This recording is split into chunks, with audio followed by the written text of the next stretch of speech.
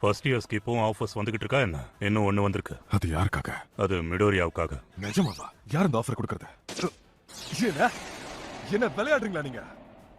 நான் உன்கிட்ட ரொம்ப நேரமா ஒரு விஷயம் கேட்கணும்னு நினைச்சிட்டு இருந்தேன். ஏன் உன் கால் உதறிட்டே இருக்கு?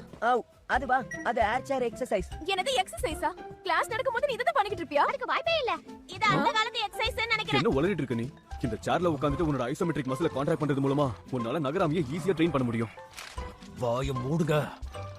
நான் இன்னும் நிறையவே இம்ப்ரூவ் பண்ணி ஆகணும். அப்பதான் என்னால என்னோட சக்தியை இன்னும் நல்லா கண்ட்ரோல் பண்ண முடியும். ஒரே டைம்ல ரெண்டு விஷயத்தை பண்ணா ரெண்டுமே சொதப்பிரும்.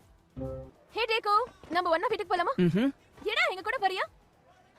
அவன் இன்டர்ன்ஷிப் அவன் எங்க பண்ணணும்னு முடிவு பண்ணிட்டான்னு நினைக்கிறேன். அத சொல்றதுக்கு தான் அவன் ஸ்டாஃப் ரூமுக்கு போயிருக்கணும். நான் இங்க ஒரு வினோதமான பொசிஷன்ல இருக்கேன். ஏன் இவ்வளவு அவசரப்படுறீங்க? அப்படி உங்களுக்கு என்னதான் வேணும்? ஒரு செகண்ட் என் கூட வரியா? கண்டிப்பா வரேன் சார்.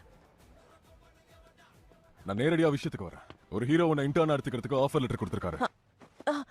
நிஜமாதான் நீங்க சொல்றீங்களா?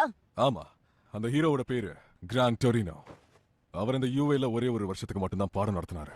குறிப்பா அவர் என்னோட ஹோம் ரூம் டீச்சரா இருந்தாரு. அவருக்கு ஒன் ஃபார் ஆல் பத்தியும் தெரியும். எனக்கு என்னமோ அவர் அதனாலதான் உன்னை கூப்பிடுறாருன்னு தோணுது. எனக்கு இதை கேட்கவே சந்தோஷமா இருக்கு. ஒரு நிமிஷம், அப்ப அவருக்கும் இந்த சக்தியை பத்தி தெரியுமா? ஆனா எப்படி? கிராண்ட் டொரினோ என்னோட ப்ரெடிசஸரோட முக்கியமான நண்பர். அவரை நான் சுத்தமா மறந்தே போயிட்டேன். ஏன்னா அவர் ரிட்டையர் ஆகி அவ்வளவு நாட்கள் ஆகுது. அவருக்கு நான் லெட்டர் போடும்போது உன்னை பத்தி எழுதியிருந்தேன்.